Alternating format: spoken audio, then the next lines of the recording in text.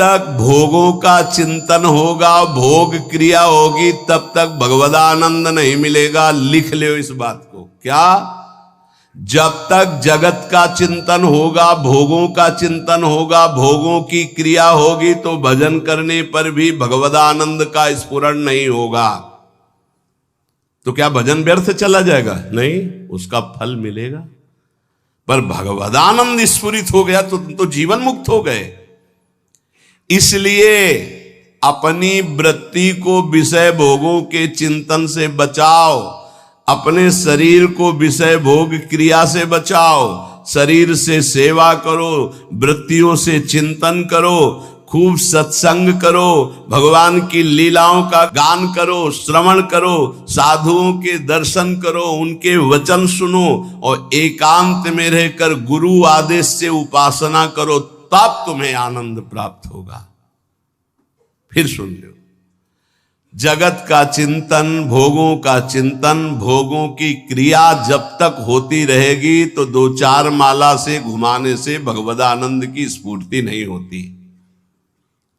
इसलिए इष्टाकार वृत्ति करनी पड़ती है भगवदानंद की अनुभूति के लिए।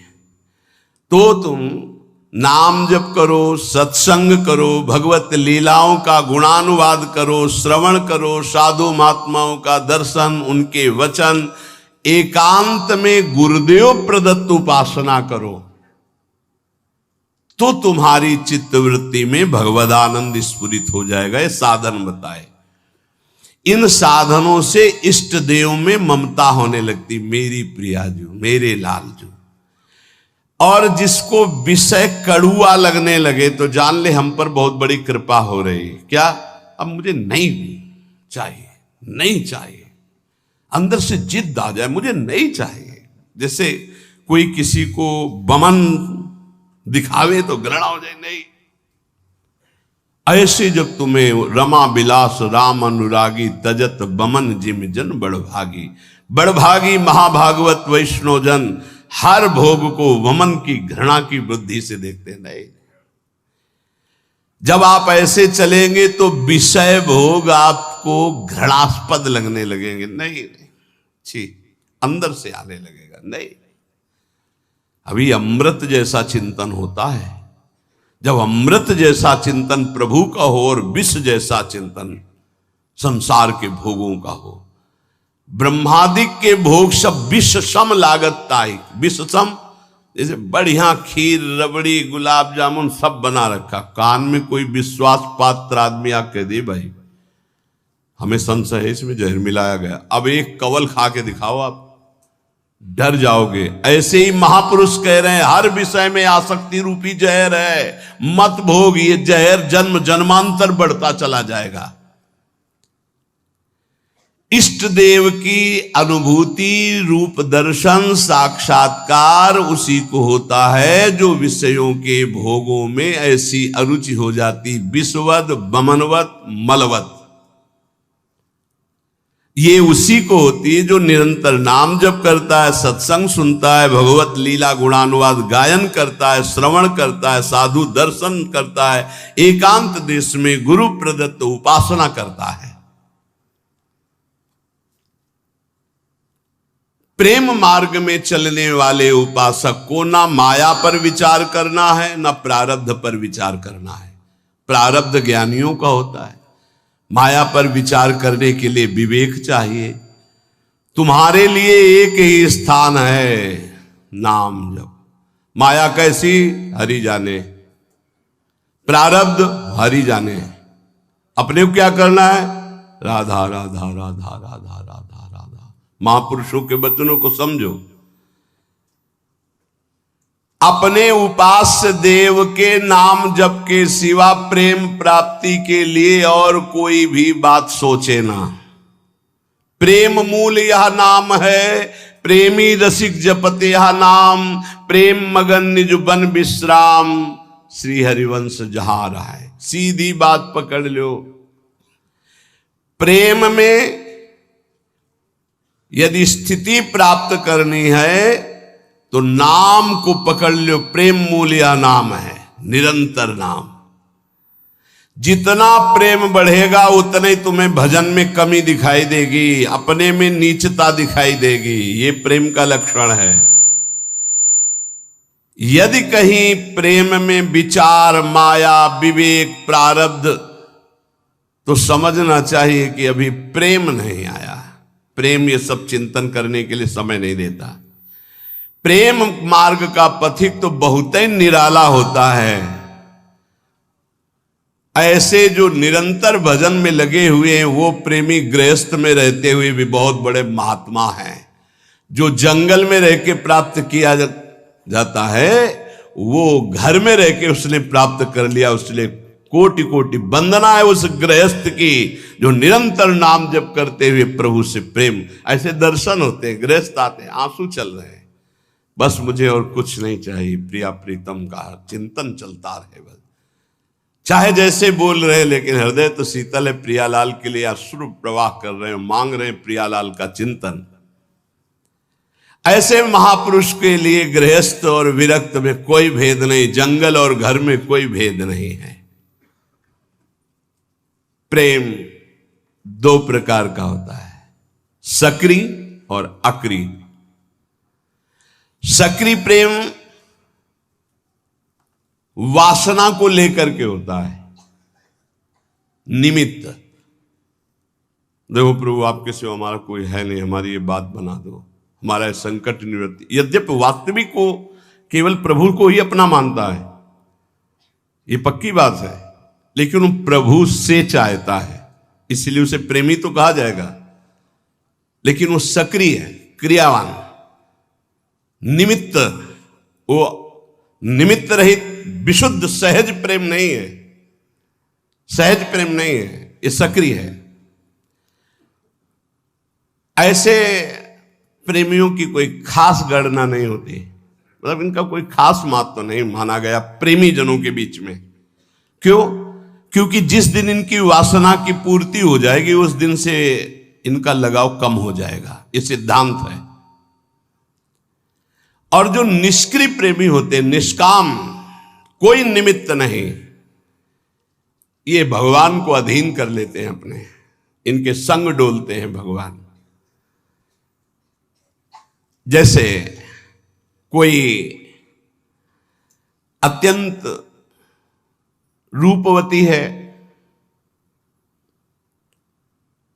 पर वो अन्य किसी से प्रेम करती है, तो क्या पति उसे अपने हृदय का प्रेम संपूर्ण दे पाएगा? नहीं दे पाएगा। कोई रूपवती नहीं है, गुणवती नहीं है, लेकिन अपने पति की अनन्य है,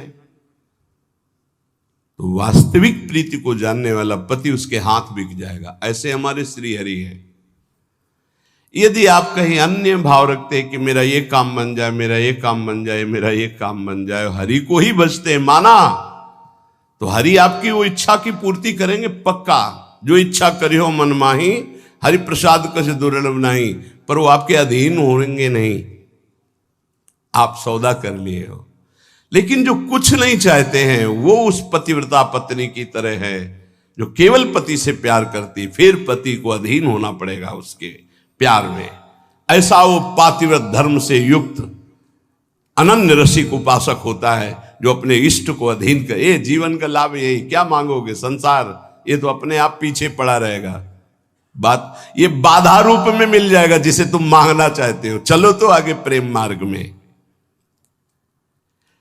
यदि आप प्रभु से कुछ नहीं मांगोगे तो सबके अधिकारी बन जाओगे। आप कुछ मांग लिया तो कुछ हाथ लगेगा, सब कुछ नहीं, और कुछ नहीं मांगा तो सबके अधिकारी बन जाओगे आपको, और अधिकारी के बन जाओगे, कुछ चाह ही नहीं रह जाएगी। सच्ची बात ना।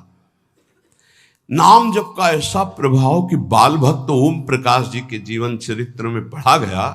दिन प्रतिदिन रति खत्म होती जा रही संसार की। गजब की बात है कि 74 दिन तक कोई खान पान नहीं, सशरीर भगवान का आलिंगन प्राप्त किया। सशरीर, ऐसा नहीं कि कोई चिदानंद दे से, उसी शरीर से आलिंगन प्राप्त किया और फिर सखा भाव से मुक्त हो गए। आज भी उनकी समाधि बनी हुई चामुंडा के सामने। ऐसे नाम जब स्कूल से शुरू किया नाम जब, और ऐसी उच्च कोटि की कम अवस्था में स्थिति प्राप्त कर ली।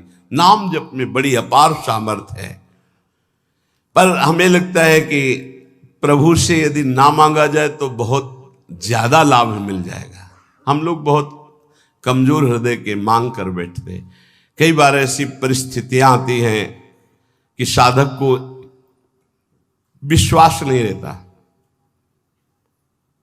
विश्वास यूं नहीं रहता जैसे अब बड़ी भयावह परिस्थिति आने वाली है, अब उसको लगता है पता नहीं भगवान जानते कि नहीं जानते, सुना कि नहीं सुना। हे भगवान आप ये काम बना दो, बस आप इस विकट परिस्थिति से निकाल दो नाथ, बस जीवन भर भजन करेंगे आपका, प्रभु प्रभु आप बचा लो बचा लो।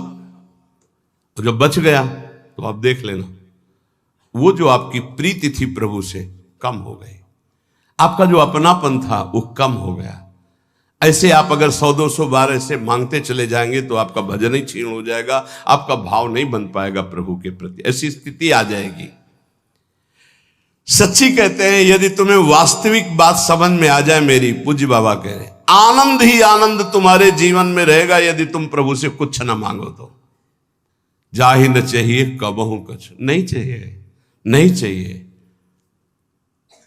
वो स्वामी को अधीन कर लेता है, ये बात आप अच्छे से समझ। अगर आपने कुछ स्वीकार कर लिया तो वो फिर बिकेंगे नहीं, वो आप ना ना ना तो वो बिक जाते हैं। ऐसे उदार स्वामी, ये अंदर की बात है, पकड़ लो अगर पकड़ पा रहे हो।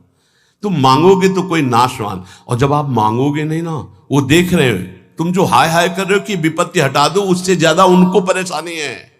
आपको विपत्ति में वो नहीं देख सकते। बड़ा सर्वाश्चर्य, मैं मतलब कैसे तुम्हें बताए, बड़ा आश्चर्य में। कल की बात, एक सखी जिसको भारी कैंसर, यहां से ऐसे मवाद बह रहा कि वो बैठे तो पूरा वातावरण दूषित हो जाए, कोई पास न बैठे, ऐसे कैंसर का शुरू। आए और शिष्य आए और कहा कि अब तो मैं मरने आई हूं, बस 2 महीने में डॉक्टर ने कहा मर जाओगे। और कल उनकी रिपोर्ट आई, बताई गई कि कैंसर ही नहीं है। जब उनको सब 1.5 साल से 2 महीने मरना था, 1.5 साल तो हो ही गए। अब वो कह रहे कि अगर 1.5 साल कोई स्फुरना ना हुई तो आजीवन के लिए खत्म। क्या लीला प्रभु की, केवल आश्रय, भगवत आश्रय। और वो ये नहीं चाहती है कि हमारा कैंसर ठीक, वो यही चाहती थी कि बस इस रज में प्राण निकले, मैं श्री जी की सेवा में जाऊं। तो श्री जी कहती है और सुनो हमारा यश, अभी और नाम जप कर लो और फिर आओ हमारे पास। एक बड़ा आश्चर्य देखने को मिलता है कि ये चीजें विश्वास के लिए कह रहा हूं, ये चीजें मतलब जहां कोई गुंजाइश नहीं है, ऐसी स्थिति है कि जब पहले बार डॉक्टर देखता है तो कहता है बस जितने दिन हैं उतने दिन हैं। जहां दिनों की बात थी वहां 1.5 साल तो अब हो गए और सब हट गया और स्वस्थ है, कोई दवा नहीं, आनंद पूर्वक ऐसे नॉर्मल दिनचर्या चल। ये क्या है? उन्होंने मांगा नहीं था कि मेरा कैंसर जाए, उन्होंने चाहा नहीं था कि मैं ना मरूं, वो बस यही चाहते थे कि जल्दी मरूं, श्री जी के पास जाऊं। श्री जी के सिवा उनका कोई भरोसा नहीं। उसका चमत्कार देखा। अरे यार वो सब देख रही है, वो सब जान रही, काहे को मांगोगे, काहे को अपने प्रेम में कलंक लगाओगे? आगे से आगे वो देख रही। नारायण 2 बात सो और अधिक नहीं बात, रसिकन को सत्संग नित, युगल ध्यान दिन रात। सचमुच सचमुच बाबा लिख रहे हैं, नारायण स्वामी कह रहे हैं कि भगवत प्राप्ति के लिए इन 2 बातों से बढ़कर और कोई बड़ी बात नहीं। रोज सत्संग सुनने को मिले और युगल सरकार का नाम जप करते हुए ध्यान करने को मिले। राधा वल्लभ लाल को हृदय ध्यान मुख नाम भगवत प्राप्ति हो गई। 2 ही बात, रोज सत्संग सुनने को। रसिकन को सत्संग नित, युगल ध्यान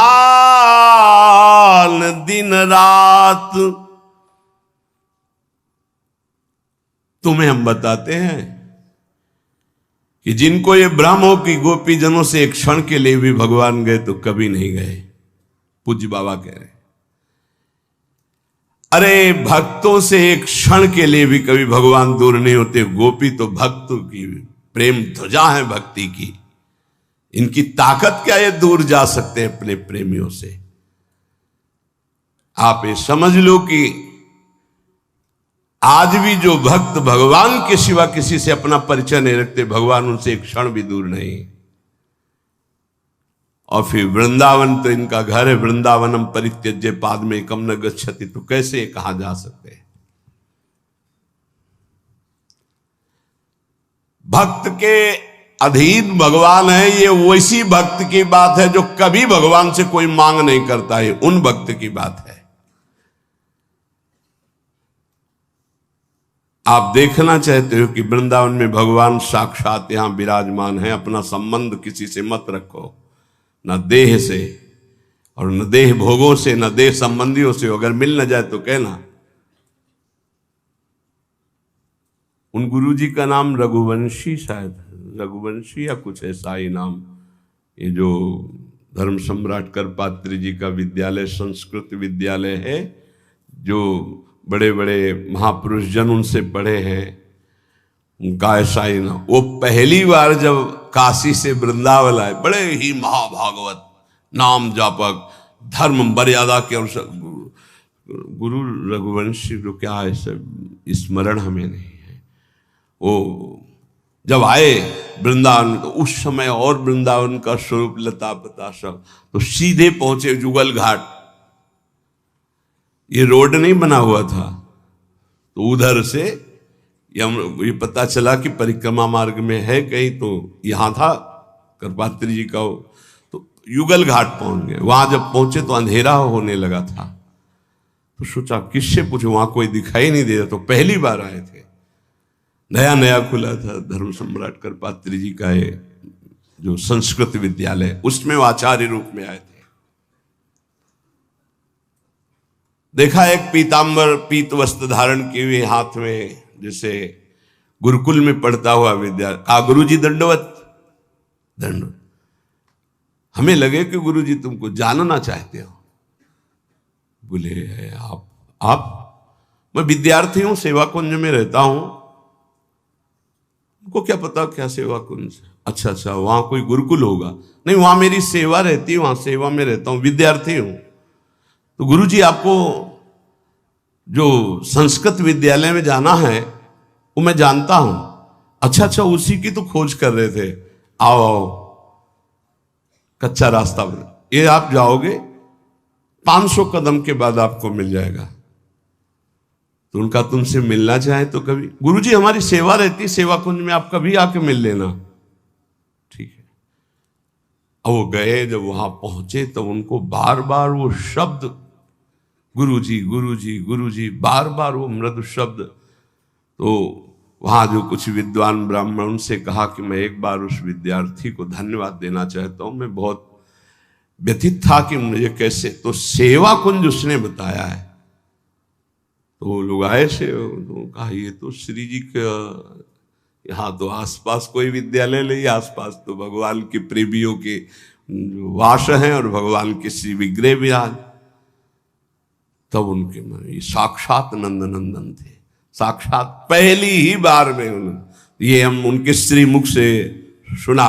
बिल्कुल वयोवृद्ध से सब पकड़ के लाए हुए थे स्वामी अखंडानंद जी के उसमें। तो उसमें बैठ करके वो ये कि वृंदावन की पहली कृपा अनुभूति मुझे साक्षात श्याम सुंदर का ऐसा।